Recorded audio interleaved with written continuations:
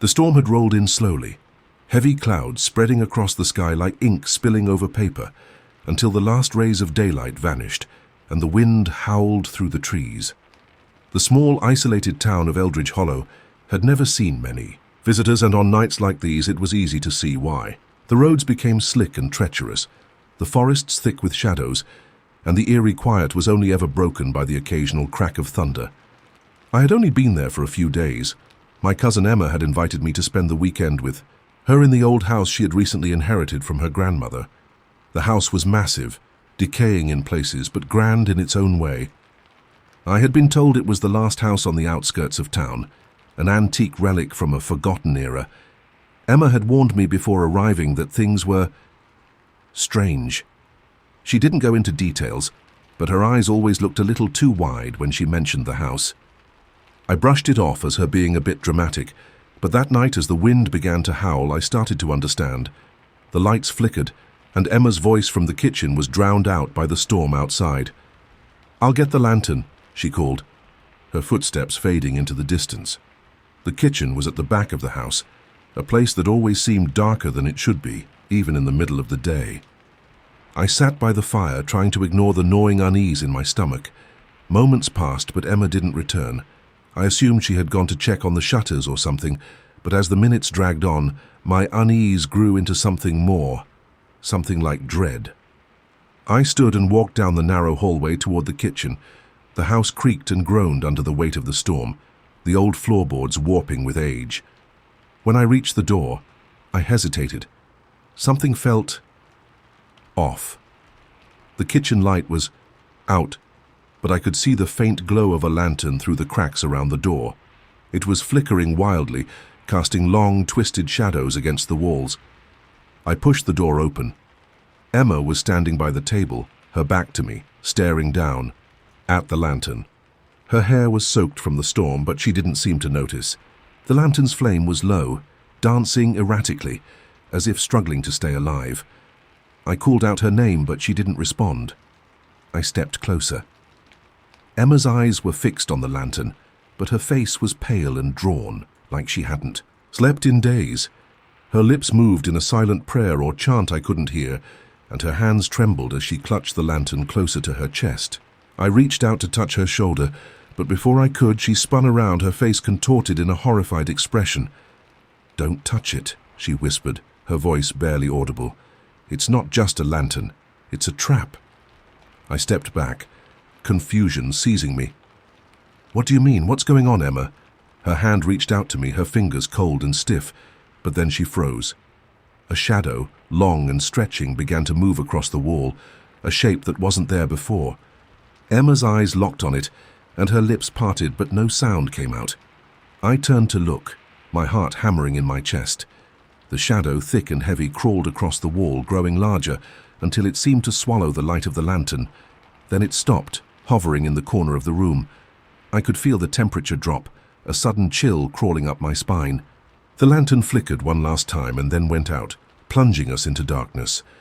"Emma, we need to leave," I said, my voice shaky. But when I looked at her, she wasn't standing anymore. She was crouched on the floor, staring at the now utterly empty corner of the room. The door slammed shut behind me and I spun around to face it, but it was locked. I was trapped. A low, guttural laugh echoed through the room, not from Emma, but from somewhere deeper in the house. A voice, thick with malice, whispered just behind my ear. "It's too late for you now. The last lantern has gone out." I backed toward the window, my breath catching in my throat, but the glass was gone, replaced by more of those creeping shadows, reaching toward me like claws. The house was no longer a home. It was a prison, and it was closing in.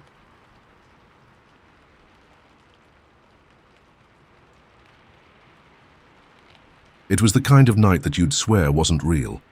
A thick fog rolled down from the hills surrounding the village, smothering everything in its path. The air was heavy, damp with the chill of an approaching winter, and the moon was just a faint outline behind the clouded sky. As a child, I had always been told to stay away from the hill that rose up behind the village. The locals referred to it as the Devil's Hill, though no one ever spoke of it directly. When I was young, it was nothing more than a distant curiosity. As I got older, the stories grew darker, more unsettling. People who went up there at night never came back the same. Some came back with strange illnesses, others never came back at all. But when my friend Lucas dared me to go up there with him, I couldn't resist. We'd grown up together, and both of us had heard the same stories, but neither of us truly believed in them. So one evening, we set out to uncover whatever secrets the hill was hiding. I wasn't scared, not yet. We started our climb just before sunset, laughing at the old tales the villagers had shared about the hill. By the time we reached the top, the fog had already started to roll in, thick and suffocating. It was impossible to see more than a few feet ahead. There was an old chapel at the summit, half ruined and covered in ivy.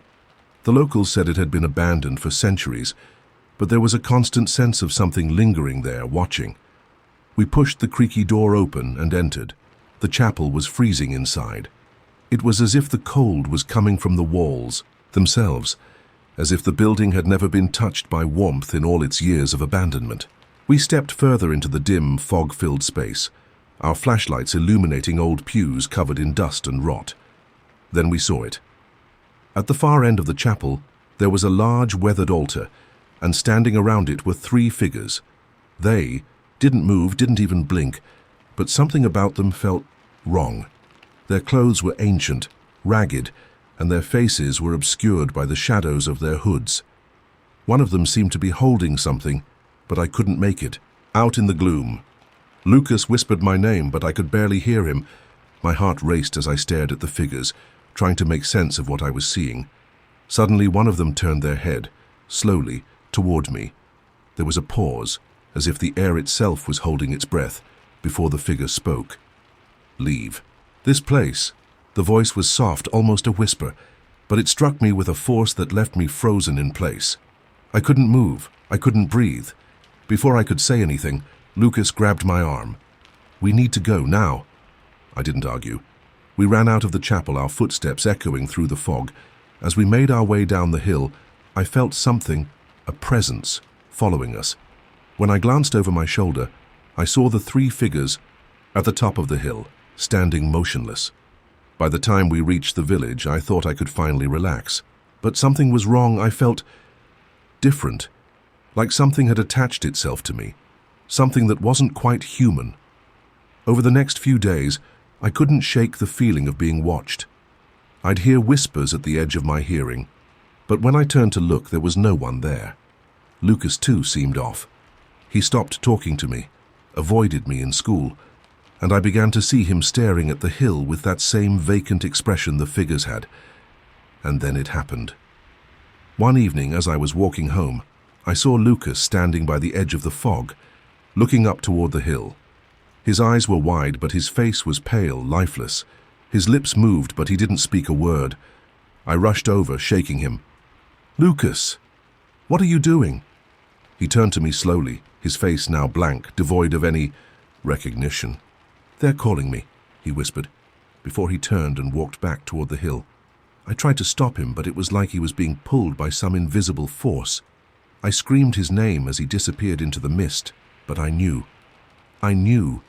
He was lost. I never saw him again. Now, whenever the fog rolls in, I can hear the whispers too.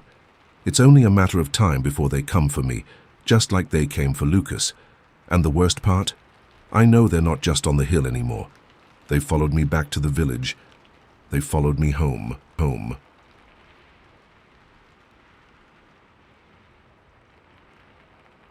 I never expected it to be anything more than an ordinary night. The wind howled outside my apartment, rattling the windows, but I had gotten used to the storms that came with late autumn. The power had gone out hours ago, and the only light left came from the flickering candles scattered around my room. It was one of those rare evenings when I found myself alone, a quiet respite after the noise of daily life. As I sat in my chair, reading a book by candlelight, I noticed something strange. It wasn't the storm or the darkness, but rather something about the window. The curtains were drawn, but I couldn't shake the feeling that something was watching me from outside. I tried to ignore it at first, thinking it was just my imagination running wild, but the feeling didn't go away. In fact, it intensified. I stood up, my feet cold against the wooden floor, and walked over to the window. The air felt thicker near the glass, as if the world outside had taken on a different, more sinister energy. I hesitated before pulling the curtain aside, my heartbeat quickening. And then I saw him, an old man hunched over, his face obscured by a tattered hood. He stood just beyond the glass, staring directly at me. His hands were clasped tightly in front of him, as if he were holding something precious, though I couldn't see what. He was too still, too unnatural.